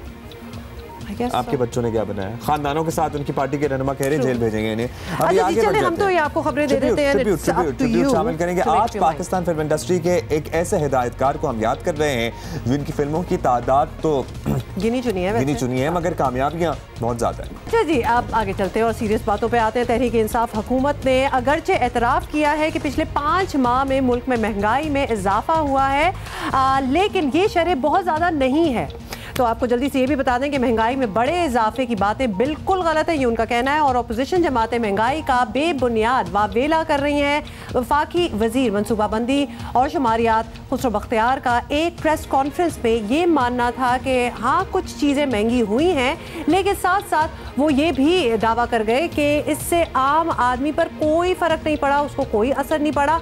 और खुसरो बख्तियार के मुताबिक तहरीक इंसाफ की हुकूमत गरीब परवर है और महंगाई का बोझ नहीं डाल रहे हैं। अब तक वैसे जो हालात हैं गरीब परवर है, हुकूमत गरीबों से पूछेंगे। हमने आपको गरीबों की कुछ आवाज़ सुनाई भी थी, सुनाते भी रहते हैं लोगों की राय इस प्रोग्राम में। महंगाई का बोझ खुसरो बख्तियार के मुताबिक वो आवाम पर नहीं डाल रहे हैं, लेकिन अब वजीर मौसूफ को कौन बताए कि गैस बिजली के साथ रोटी की कीमत भी बढ़ती है। क्या ये तमाम अशिया आम आदमी इस्तेमाल नहीं करता, गरीब क्या रोटी नहीं खाता? रुपए की कदर में रिकॉर्ड कमी होने से भी महंगाई बढ़ी है। जाहिर है गरीब आदमी बच्चे की दवा नहीं लेता, या अगर बीमार पड़ जाए तो इम्पोर्टेड दवा का इस्तेमाल नहीं करता ज़रूरत में, उस पर भी जाहिर है रेट बढ़ गया है। खुसरो बख्तियार साहब का कहना था कि पीपल्स पार्टी के दौर में अफरात ज़र 11.2% नून लीग की हुकूमत में 4% बढ़ा। मौजूदा हुकूमत के 5 माह में महंगाई सिर्फ 0.4% बढ़ी है। सुनिए। 5 माह में पिछले 3 जो गवर्नमेंट्स आई उनके पहले 5 माह में क्या इन्फ्लेशन थी, और ये फैक्ट्स ब्यूरो स्टैटिस्टिक्स की वेबसाइट्स पे अवेलेबल है कि मार्च 2008 से लेकर अगस्त 2008 तक पीपल्स पार्टी की हुकूमत थी। 14.1 से 25.3 तक इन्फ्लेशन बढ़ी, कि मजमूई इन्फ्लेशन 11.2 बढ़ी। फिर जब PMLN की हुकूमत आई मई 2013 से अक्टूबर 2013 तक, तो मई 2013 में 5.1 थी, जो अक्टूबर 2013 में 9.1 हुई, तो 4% इन्फ्लेशन बढ़ी।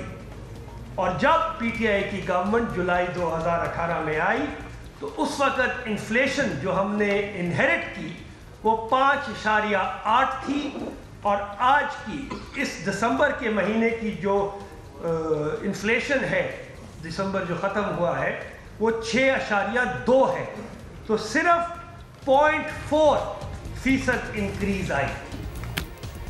Alright, there you go. सुनिए आपने कि खुसरो बख्तियार क्या कह रहे थे, इसी पर बात करेंगे। हमारे साथ मौजूद हैं सीनियर तजियाकार जनाब फरहान बुखारी, माशी अमूर पर ख़ास नज़र है, उनसे हम बात भी करते रहते हैं। फरहान बुखारी साहब, वफाकी वज़ीर खुसरो बख्तियार को भी आपने सुना होगा, उनका कहना है कि उन्होंने महंगाई का जिन काबू में कर लिया, और बड़े उन्होंने कॉन्फिडेंटली कह दिया डॉलर की कदर रिकॉर्ड सतह पर है, हुकूमत कर्जों पर कर्जे लिए जा रही है, मईशत मुश्किल में है। आपको ये दावा कितना दुरुस्त लग रहा है उनका?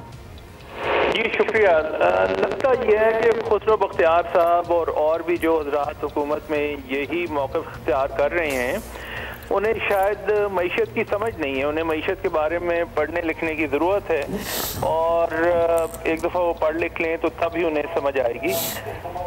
क्योंकि सूरत हाल दरअसल ये है कि पाकिस्तान की मईशत इस वक्त एक बड़े स्लो डाउन का शिकार है, जिसकी वजह से मुल्क में मजमूई तौर पे जो कारोबार हैं उनमें खसारा या उनका नफ़ा कम हो रहा है।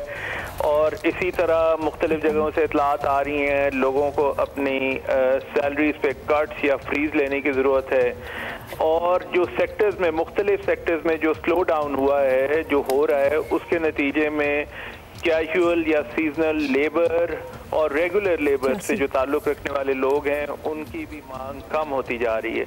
इस तमाम की तमाम सूरत हाल में अगर आप आदाद शुमार लेके और उस पर बात करेंगे तो वो ज़रूरी नहीं कि वो हकीकत से मुंसलिक हो, हकीकत से ताल्लुक़ हो, क्योंकि पाकिस्तान में बदकिस्मती से साल में आदाद शुमार बजाते खुद एक तो मुतनाज़ा हो गए हैं और दूसरी तरफ सूरत हाल ये है कि आज़ाद के ये जो आदाद शुमार हैं ये मजमूई तौर पे पूरी की पूरी मईशत के बारे में आपको नहीं बताते। अब एक अजीब सी बात ये भी है कि ये जो वज़ीर मौसूफ फरमा रहे हैं ये इसी किस्म की माजी की हुकूमत में जब कोई क्लेम्स आते थे तो ये तहरीक इंसाफ अपोजिशन में जब थी तो उन पे एतराज़ करते थे। आज वही रास्ता इन्होंने अपनाया है और ये हमें समझाने की कोशिश कर रहे हैं कि सब अच्छा है। सब अच्छा नहीं है और पाकिस्तान को मजीद मखरूज करके ये 10-11 अरब डॉलर की जो एक बेल आउट अभी तक जिसकी खबर आई है उससे पाकिस्तानी मईशत की गाड़ी नहीं चलेगी, बल्कि आपको और भी बहुत कुछ करने की ज़रूरत है। अच्छा बुखारी साहब ये बताइएगा, जिस तरह आप अनएम्प्लॉयमेंट का तस्करा कर रहे हैं, हम हर सेक्टर में देखें अनएम्प्लॉयमेंट बढ़ रही है। जाहिर है बड़ी बड़ी मल्टीनेशनल कंपनियां उनके बजट कट डाउन हो गए हैं, मार्केटिंग पे वो स्पेंड नहीं कर रही हैं, फिर उसका ट्रिकल डाउन इफेक्ट हो रहा है, इंडस्ट्रीज बैठ रही हैं। ये रियलाइजेशन क्या है नहीं या बस आंखें बंद की हुई हैं? बदकिस्मती से शहर इस्लामाबाद में होता ही है कि जब लोग इक़्तिदार में आते हैं तो बड़ी जल्दी उनके इर्द गिर्द एक घेरा एक ऐसे लोगों का हो जाता है जो वो उन्हें ये कायल करने की कोशिश करते हैं कि जनाब दुनिया मीडिया समेत बल्कि जो भी आपके ऊपर तनकीद करे वो आपके मुखालिफ हैं और वो खामखा में तनकीद कर रहे हैं। फिर बिल आखिर सूरत हाल ये बनती है कि इस किस्म के माहौल में लोग समझते हैं कि यार हम तो सब ठीक कर रहे हैं, ये अगर कोई तनकीद हो रही है तो ये बड़ा जवाब है। मेरे ख्याल में इस रवैये को बदलने की जरूरत है। और absolutely Farhan Bukhari sahab, you are very right, इस ट्रेंड को बदलने की जरूरत है and I am sorry we only have time, इतना ही टाइम था हमारे पास। We have to take a very short break, इसके बाद आते हैं। वेलकम बैक और जल्दी से खबर पे आते हैं। 98 मिलियन डॉलर का प्रोजेक्ट, वर्ल्ड बैंक की फंडिंग, लेकिन 20 दिन से काम बंद पड़ा है। कराची ओल्ड सिटी का बड़ा मंसूबा कब मुकम्मल होगा, ये बहुत बड़ा सवाल है। शहरी परेशान है। 12 मार्च 2018 को वर्ल्ड बैंक के ताउन से 98 मिलियन डॉलर की लागत से कराची नेबरहुड इम्प्रूवमेंट प्रोजेक्ट शुरू किया गया था और इसमें वर्ल्ड बैंक का हिस्सा कोई कितना था? 86 मिलियन डॉलर। 86 मिलियन डॉलर और सूबाई हुकूमत का हिस्सा कितना था? हिस्सेदारी 12 मिलियन डॉलर की थी। प्रोजेक्ट के तहत सदर और मलीर के इलाकों में सड़कों की तामीर, निकासी के निज़ाम की बहाली, पुल, रोड लाइन और साइकिल के लिए अलग रोड तामीर किए जाने थे। प्रोजेक्ट में तालीमी और सकाफती जोन भी शामिल थे और इसमें doctor Ziauddin road, Shaheen complex, Pakistan Chowk, Deen Mohammad Wafaqi road, arts council और MR कियानी रोड के साथ साथ सिंध सेक्रेटेरिएट से DJ साइंस कॉलेज तक तज़ीनो आराइश होना थी। प्रोजेक्ट को 10 माह में मुकम्मल होना था, जो तकरीबन पूरे हो गए हैं, मगर फिलहाल मंसूबे पर काम ठप पड़ा है। जगह जगह खुदाई ने शहरियों की जिंदगी अजीरन कर रखी है। इस पर हम बात करते हैं कि कराची में एज यूजुअल बेतहाशा प्रोजेक्ट शुरू उनको मुकम्मल होने में या तो सालों लग जाते हैं या होते ही नहीं है। अच्छा जी, जियो न्यूज़ के नुमाइंदा सलमान सादत हमारे साथ हैं। अच्छा सुलेमान, ये सिंध हुकूमत का एक ये पेट पीव हो चुका है, अब तो ये हम कहेंगे कि चीज़ बड़े धड़ल्ले से स्टार्ट होती है, बड़े जोश से स्टार्ट होती है, बट बस स्टार्ट ही होती है, उसके बाद वी डोंट सी क्या हो रहा है क्या नहीं हो रहा है। इसमें तो आपको पूरी एड मिली हुई है to do this. Karachi neighbourhood improvement project sounds very good, तो they are not interested, will नहीं है क्या, वजह क्या है? दे आर इंटरेस्टेड बट जिस तरह से टेक्निकली लोगों को इसको लीड करना चाहिए था वो टेक्निकल टीम इनके पास नहीं है। और दूसरा ये कि ये मंसूबा 2017 में अप्रूव हुआ और 2021 के नवंबर तक ये मंसूबा रहेगा, which means it has 4 year of span और इस 4 साल में से 1 साल से ज़ायद का अरसा इन्होंने निकाल दिया है। इनका पहला ये मंसूबा शुरू हुआ DJ साइंस कॉलेज से, इनको ये यहाँ पर एक स्टडी सर्कल बनाना था फिर ये पेडिस्ट्रियन बनाना था इस इलाके को, और एक स्टेट ऑफ द आर्ट इन्होंने एक प्रोजेक्ट बनाना था कि जहां लोग आकर देखें कि जिस तरह से बैनुल अक़वामी स्टडी सर्कल्स होते हैं या अमेरिका या यूरोप में लोग जो है उनकी इर्द गिर्द यूनिवर्सिटीज़ होती हैं और वहाँ वो सिर्फ वॉक अराउंड कर सकते हैं और वो तारीखी विरसों को देख सकते हैं। नो कार जोन होता है। उसके लिए इन्होंने मनसूबा शुरू किया कराची इम्प्रूवमेंट प्रोजेक्ट वालों ने, और इस नेबरहुड को इन्होंने बेहतर करना था। सबसे पहले 10 माह में मुकम्मल होना था, 1.5 अरब रुपए इसकी लागत थी, और इस माह के आखिर तक इसे मुकम्मल हो जाना चाहिए था। मार्च में शुरू हुआ था और फेब के स्टार्ट तक इन्हें ख़त्म कर देना था, लेकिन जिस तरह से काम शुरू हुआ है लग नहीं रहा कि इस साल के अख्तिताम तक भी ये काम मुकम्मल कर पाएंगे। अच्छा, अभी तक जो काम हुआ है वो कुछ परसेंटेज क्या हुआ? अच्छा, ये मैं जानना चाह रहा था। नहीं, 50 तो बहुत ज़्यादा है, मेरे ख्याल से कोई 10-15-20% काम होगा, क्योंकि इनको ज़ेरे ज़मीन 2 पार्किंग्स बनानी है, यानी 600 बाइक्स की बनानी है और 400 गाड़ियों की पार्किंग बनानी है। सो जो लोग यहाँ पर आए देखने के लिए, यहाँ पर एक फूड स्ट्रीट बनेगी, स्टडी सर्कल होगा, क्योंकि यूनिवर्सिटीज़ हैं और फिर यहाँ पे तारीखी विरसा है, हमारे यहाँ पे हेरिटेज बिल्डिंग्स हैं, तो लोग जो यहाँ पर आने तकरीबन गिरने वाली है। वैसे वो और बहस है, लेकिन ये जो बर्न्स रोड के करीब जो खुदाई हो रही है ये क्या बन रहा है? पार्किंग्स बन रही हैं सर? ये बेसमेंट -2 पे पार्किंग्स बन रही हैं। अच्छा। साथ ही साथ ये एक ऐसा एरिया बनने जा रहा है जहाँ पर लोग आकर बैठ सकेंगे, वॉक कर सकेंगे, और यहाँ पर जो तालीमी इदारे हैं, यहाँ के जो बच्चे हैं वो यहाँ पर बैठ सकेंगे। साथ साथ लाइब्रेरी बनने जा रही है, और इस तरह इसको खूबसूरत रेजिडेंशियल एरिया भी है बीच में इन्वॉल्व। रेजिडेंशियल एरिया भी है इन्वॉल्व, तो उनका क्या होगा? वो वॉक करके अपने घर तक आएंगे? वो वॉक करके अपने घर तक आएंगे, और फिर साथ ही साथ बस सर्विसेज जो हैं उनके स्टॉप्स बना दिए जाएंगे, जिस तरह से दीगर ममालिक में होते हैं तरक्की याफ्ता के, कुछ घर से थोड़ी सी दूरी पर होते हैं और उसके बाद आप वॉक करके अपने घर तक आ सकते हैं। अच्छा, एग्जैक्टली एक बात है, एक होता है जो कहा जाता है कि all talk and no walk, गप्पे लगा लो कि ख्वाब देख लो कि ये भी करना है वो भी करना है, फंडिंग भी ले ली, सब कुछ आपने स्टार्ट किया, और आपने बताया कि टेक्निकल इनके पास लोग नहीं होते, तो when they start the project why don't they think कि भाई हमने इसको कैसे कंप्लीट करना है, we need this technical expertise, तो ये कैसे उन्होंने स्टार्ट कर दिया विदाउट नोइंग कि आगे करना क्या है? सेक्रेटरी दाखिला जिनका दूर दूर तक किसी टेक्निकल चीज़ से ताल्लुक नहीं होता, he is leading this project, right? तो आपके पास कोई टेक्निकल इंजीनियर लेवल का आदमी होता, या जो कि ऐसी एक टीम होती जो कि बैठ के ये सारी चीज़ें देखती, वो टीम आपके पास मौजूद नहीं है। फिर इस अगर हम प्रोजेक्ट की बात करें तो इसके 4 कॉम्पोनेंट्स हैं। पहले कि इसे सदर टाउन से शुरू होना है, फिर इसे मलीर और कुरंगी तक जाके इसने फैलना है, इसने पूरे शहर को ठीक करना है। फिर इसके कंपोनेंट में एडमिनिस्ट्रेटिव सर्विसेज को बेहतर करना है कि शहर में एडमिनिस्ट्रेटिव सर्विसेज किस तरह से चलनी चाहिए। फिर इसके अंदर लोगों की बेहतरी फलाह बहबूद है। फिर इसके बाद डेवलपमेंट का भी इसके अंदर एक फैक्टर है। तो इतना बड़ा अमाउंट जो कि 100 अरब रुपए पाकिस्तानी से जायद है, अगर आप उसको 4 साल में यूटिलाइज नहीं कर पाएंगे तो अल्टीमेटली ये पैसा वापस चला जाएगा वर्ल्ड बैंक के पास।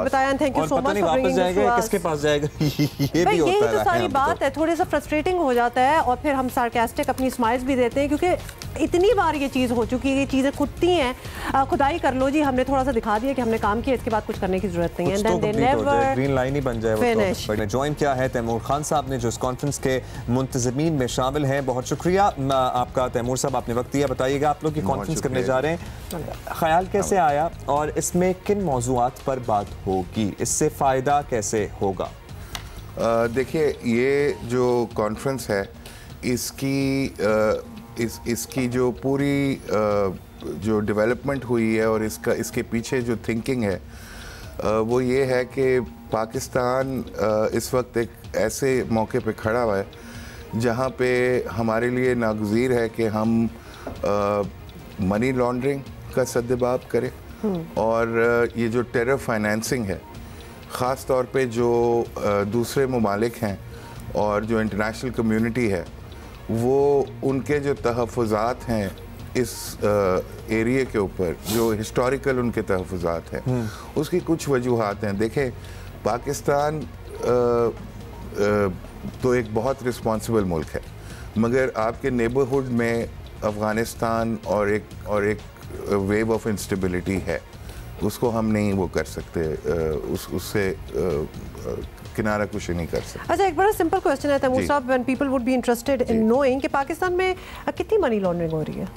देखिए, अब तो पकड़ी जा रही है। ये जो आपको रोज़ ख़बरें मिल रही हैं कि जो अकाउंट्स जो हैं वो सीज़ हो रहे हैं, इसका उसका, अब उसको देख के ऐसे लगता है कि जो है everything, a lot of things are going wrong, but actually as the governor state bank and I had it in this and he's been very kind.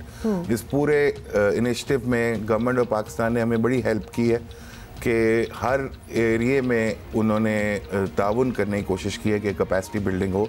तो उनका ये कहना था कि देखो ये हम पकड़ रहे हैं जो चीज़ें चल रही थी ये अब पकड़ी जा रही हैं। Just let me clarify this point a little bit. तो काम बहुत हो रहा है अब और प्यूनिटिव भी एक्शंस अब होंगे आगे जाके। मुझे वो सब ये बताइएगा, ये मनी लॉन्ड्रिंग के जुमरे में आता है, कितने हमने ऐसा विटनेस किया है, we know people who launder money in a sense के फॉर इंस्टेंस ट्रैवल एजेंसी है, उम्रा ज़ायरीन जा रहे हैं या फिर ईरान जा रहे हैं ज़ायरीन, दुबई से स्टॉप ओवर कराया, एक पैकेट सबको दे दिया डॉलर्स का, वहाँ पे दुबई में इनका बंदा बैठा हुआ है, वहाँ से इकट्ठा कर लिया। For instance model Ayan Ali की बात हो रही थी, या और इस तरह के कितने केसेस हैं। आप बैंकॉक जा रहे हैं किसी काम के लिए, इतने 36,000 एड वहाँ शूट होते हैं, सारे क्रू को एक पैकेट दे दिया, ये सारा मनी लॉन्ड्रिंग के जुमरे में आता है। जी, ये सारा मनी लॉन्ड्रिंग के जुमरे में आता है और इसके अलावा हजारों और भी तरीके हैं, ट्रेड के थ्रू भी हो सकती है मनी लॉन्ड्रिंग। अच्छा, और लास्टली बता दें जो टेरर फाइनेंसिंग वाला पहलू है बड़ा अहम है जी, इसको किस तरह एड्रेस कर रहे हैं इस कॉन्फ्रेंस में? देखिए टेरर फाइनेंसिंग का भी जो एरिया है वो भी अब जिस तरह हमने ये ज़रबे अज़ब हुई है, ठीक है, इसी तरह से जो ये रियलाइज़ किया गया है कि जो फाइनेंशियल इसका जो सोर्स है अगर उसको चोक कर लिया जाए तो ये टेरर पॉसिबल नहीं है सारी दुनिया में। इंटरनेशनल कम्युनिटी को भी यही इसका कंसर्न है। अब जो हमारे बैंक्स हैं इंक्लूडिंग अब जिस तरह हमारे जो मेन स्पॉन्सर हैं HPL है, उन्होंने 2018 के शुरू से काफ़ी काम इसके ऊपर किया है कि अपने सिस्टम्स को स्ट्रेंथन करें, इंटरनेशनल जो है एक्सपर्ट्स को लेके आए, टेक्नोलॉजीज़ में इन्वेस्ट करें। हमारे सारे बैंक्स ये कर रहे हैं, गवर्नमेंट अब इसके ऊपर ओरिएंटेड है। इसका मतलब है कि पता हो कि सोर्सेज ऑफ मनी क्या हैं और किधर से आ रहे हैं, जो सस्पिशियस ट्रांजैक्शन रिपोर्ट है ना, वो at the heart of it है। अब वो सिर्फ बैंकों में नहीं रहेगी, वो आपकी रियल एस्टेट कंपनीज, आपके जूलर्स, आपकी दूसरी और इसके ऊपर हमारे जो स्टेट बैंक और FI और दूसरे इदारे हैं, ये जो कॉन्फ्रेंस है इसके अंदर ये एक टॉपिक भी है टेरर फाइनेंसिंग। हम इसी चीज़ के ऊपर डिलिब्रेशन होगी कि किस तरह बेहतर इंटीग्रेट करके हर लेवल पे suspicious transaction reports generate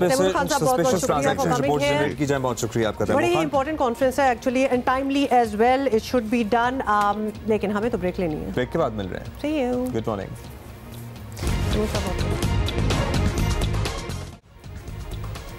welcome back, how are you? बहुत से सवाल आपके आ रहे हैं आबदी साहब के लिए, मतलब हमें तो आती हैं आपकी ट्वीट, हमें आ रहे हैं नहीं, आबदी साहब की बात हो रही है। ओके फाइन, चलिए सवाल करें। वफाकी वज़ीर बराए तालीम और पेशा वाराना काबिलियत शफ़क़त महमूद ने चंद दिन पहले, आपको याद है, सेनेट इजलास में इंकशाफ किया था कि शरह ख़वानदगी गुज़श्ता 2 साल के अरसे में कम होकर 58% पे आ गई है, एज़ इन कम हुई है, बढ़ने के बजाय। आबदी साहब से पूछते हैं इस हवाले से मज़ीद। थैंक यू सो मच आबदी साहब, आपने सुना होगा इनका बयान सेनेट में जो इन्होंने दिया था शफ़क़त महमूद साहब ने।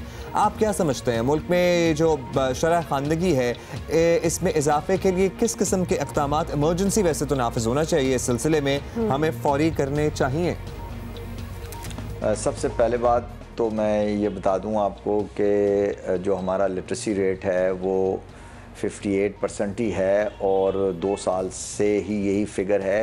2017-18 में तो मेरा ख्याल कुछ सर्वे की फ़िगर आई नहीं, तो ये पुरानी फिगर है, नया सर्वे कोई नहीं आया और यकीनन ये लोएस्ट है पूरे रीजन में।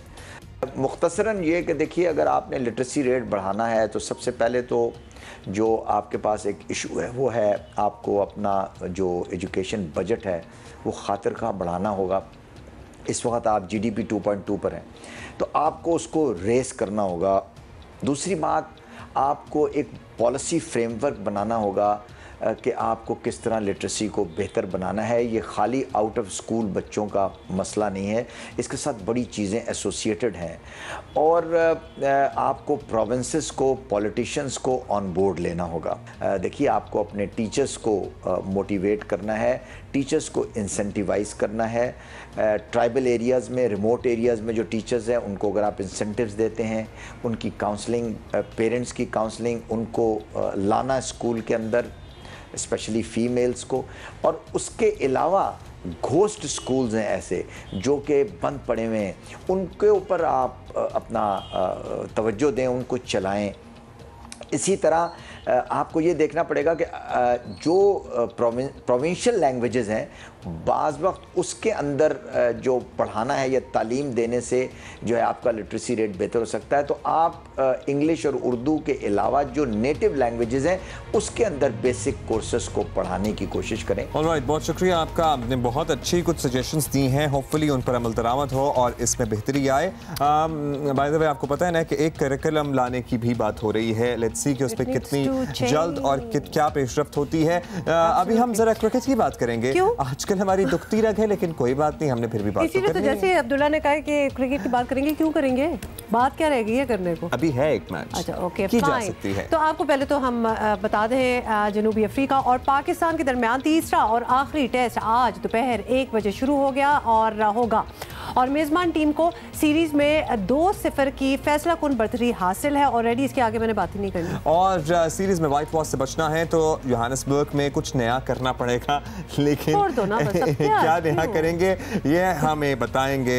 अटलांटा से ज्वाइन कर रहे हैं Sikandar Bakhsh. Sikandar, you are very lucky that you are in Atlanta and not anywhere else, but anyway आप तो देख ही रहे होंगे। बताएं कि कोई उम्मीद रखें हम, कोई तरीका है जिससे हम व्हाइट वॉश होने से बच जाएं?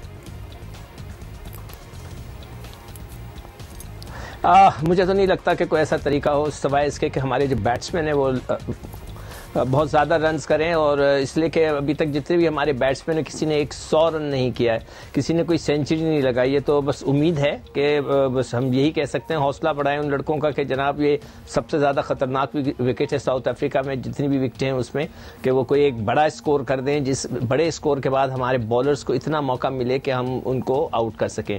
उसके अलावा मुझे माजरत के साथ थोड़ा सा डर ही लग रहा है। अच्छा, आपको डर ही लग रहा है। आप बल्लेबाजों के चलने की बात कर रहे हैं, सरफराज ने भी बोलर्स का नाम लिया था, फिर वसीम अकरम साहब की भी हमने राय सुनी थी। तो बोलर्स से कुछ मजीद बेहतर परफॉर्मेंस की उम्मीद रखी जा सकती है, या और टीम में कोई तब्दीली करें? यार मेरे ख्याल से सरफराज को इस किस्म का स्टेटमेंट देना नहीं चाहिए था ड्यूरिंग द मैचेस। इसलिए देखें, मैच के दरमियान अगर आप अपने बॉलर्स को ये कह दें कि यार वो अपने सही बॉल नहीं करा रहे, उस पिच फास्ट बॉलर नहीं है, वो उनकी स्पीड नहीं है, तो वो उनको डिमोरलाइज करने वाली बात होती है। क्या सरफराज को पहले नहीं पता था? हम सबको पता था कि उनकी स्पीड 135 से ज़्यादा नहीं है, वो नहीं मैच कर सकते। साउथ अफ्रीकन 146 हैं, तकरीबन 10 किलोमीटर तेज़ हैं वो। तो ये बात उनको सरफराज को असूलन करनी नहीं चाहिए थी। जब सीरीज़ ख़त्म हो जाती तो ये बात उनको ड्रेसिंग रूम में बैठ के लड़कों से करनी चाहिए थी कि यार क्या बात है कि तुम लोग ने वहाँ गेंद तेज़ क्यों नहीं की, पहले तो तुम लोग तेज़ करे थे, व्हाटएवर। मगर सरेआम आकर आप ये बात करने लगे कि हमारे बॉलर अच्छी बॉल नहीं करे, तो फिर फ़ायदा क्या? बॉलर का तो बॉलर्स वैसे बेचारे गिरे में वॉर्ड उनका दिल टूटेगा। तो मेरे ख्याल से it was not a good statement from Sarfaraz. That's right Sikandar. और आजकल जो क्रिकेट पाकिस्तान क्रिकेट टीम खेल रही है उससे बिल्कुल यही लगता है कि होमवर्क नहीं हो रहा, इन द सेंस कि जिस टीम को आप टैकल करने जा रहे हैं, अगेंस्ट जिसके खेल रहे हैं, उसको पहले स्टडी तो करें कि क्या होना चाहिए कि क्या नहीं। तो लिहाजा a lot of pressure is on Sarfaraz as well to perform in a lot of ways, मतलब कि एज अ कैप्टन भी परफॉर्म करें, वैसे भी उनके लिए कितना ज़रूरी है। आप नहीं समझते कि अब उन पर दबाव बढ़ता जा रहा है? यार वो अकेले नहीं है जिन पे दबाव बढ़ रहा है। मुझे हैरत है कि कोई मिकी आर्थर का जिक्र क्यों नहीं करते। आप लोगों को चाहिए मिकी आर्थर का भी जिक्र करें। अगर सरफराज फेल हो रहा है as a captain, as a player test cricket में, तो मिकी आर्थर भी फेल हो गया है। सारा गेम तो मिकी आर्थर के हाथ में है, वही टीम सेलेक्ट करते हैं, वही लड़के खिलाते हैं, बैटिंग ऑर्डर ये वो सारा कुछ उनके हाथ में है।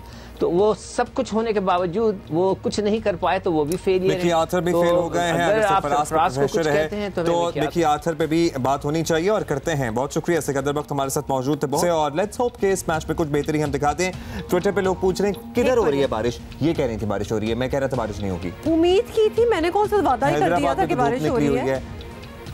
मंडे को मिलते हैं। Okay, have a great weekend guys and we'll see you Monday. Good afternoon. Bye.